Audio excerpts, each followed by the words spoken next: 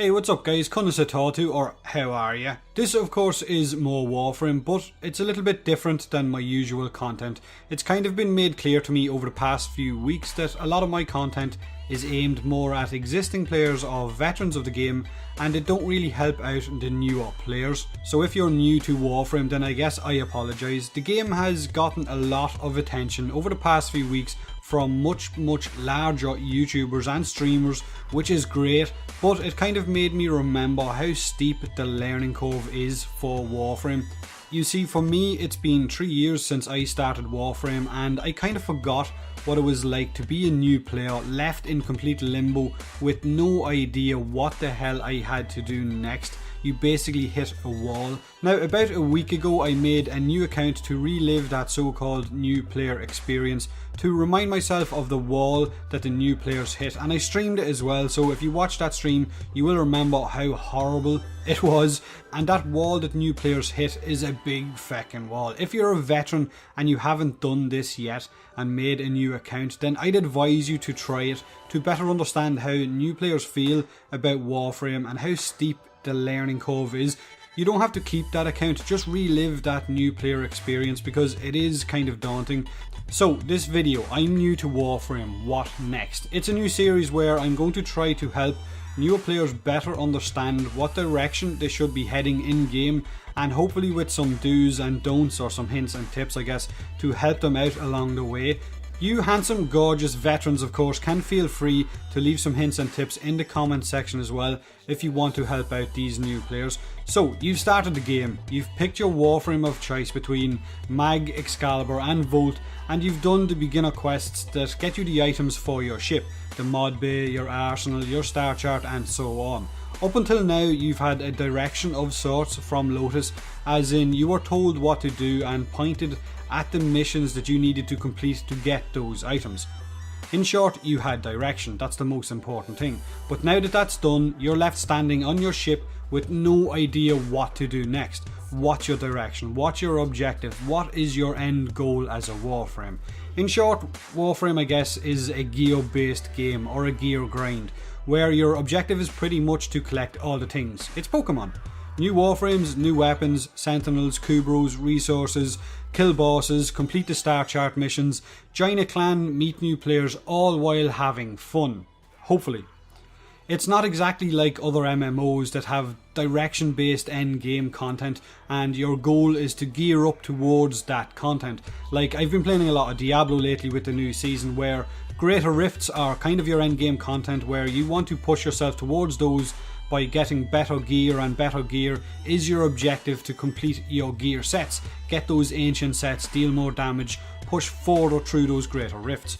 Warframe's endgame is pretty much what you want it to be. Endless missions could be your endgame, raids could be your endgame, playing with friends on communications, whether it's TeamSpeak or Discord or whatever. The endgame is entirely up to you. We don't really have a set endgame, but it is a gear grind game, so be prepared for that. Back to what you should be doing next. You're still on your ship and you notice you have 50 platinum, that's what you start with, that is the real money based currency in Warframe. Don't spend this platinum on accessories, please don't. Fashion Frame isn't ready for you just yet. You start with 50 platinum. Now you can buy a catalyst in the store and a reactor to help boost up your weapon and Warframe's mod capacity, which will eventually make them more powerful. Or you can buy one of those, either a catalyst or a reactor, and spend the rest of that platinum on weapon and Warframe slots for future weapons to save you from having to sell your currently equipped ones, because you are limited to the amount that you can carry or have in your arsenal. Me personally, I would buy a reactor and spend the rest on weapon and Warframe slots, because you can only get weapon and Warframe slots from spending platinum, whereas reactors and catalysts can show up in special alert missions, so you can get those for free, especially after a dev stream on Twitch, because they normally like to run an alert for either a reactor or a catalyst, which means you've got a free one. Next up, once you have those slots bought, I would look for the quality of life mods needed to help your missions go a little bit easier for your Warframe and your weapons. So right now you've got broken mods on your frame and weapon. These mods are absolutely useless. Get rid of them as soon as you get the proper versions of them. Do not under any circumstances level these mods. It's a complete waste. Don't merge other mods with them. Don't waste fusion cores on them.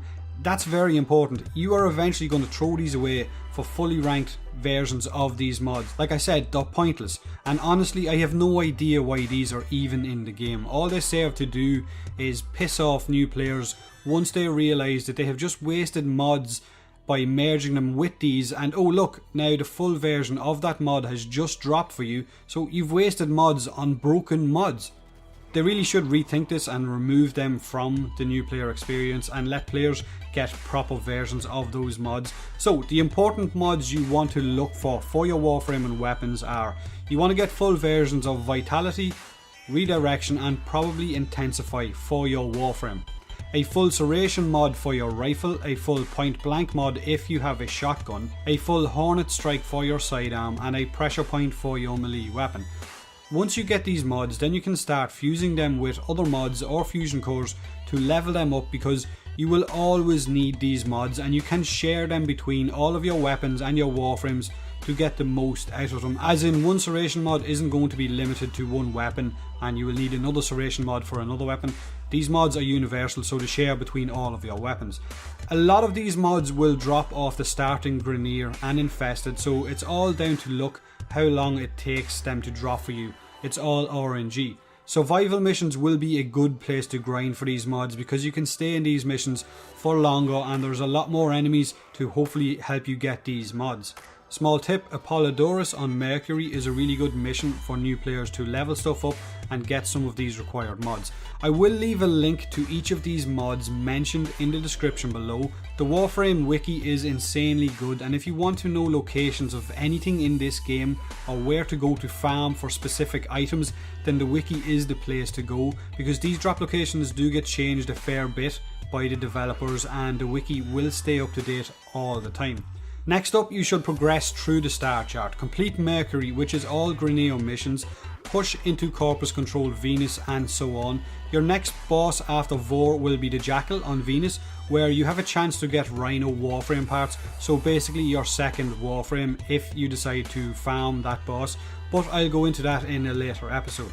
So a quick recap of what I think you should do as a newer player, or what your priorities should be once you're left standing on your ship with no idea what to do. With your starting platinum, buy Warframe and weapon slots. You get 2 slots for each purchase, so one purchase of a weapon slot will give you 2 slots. Same goes for the Warframes. Buy a reactor to increase your frame's mod capacity, or a catalyst for your weapon.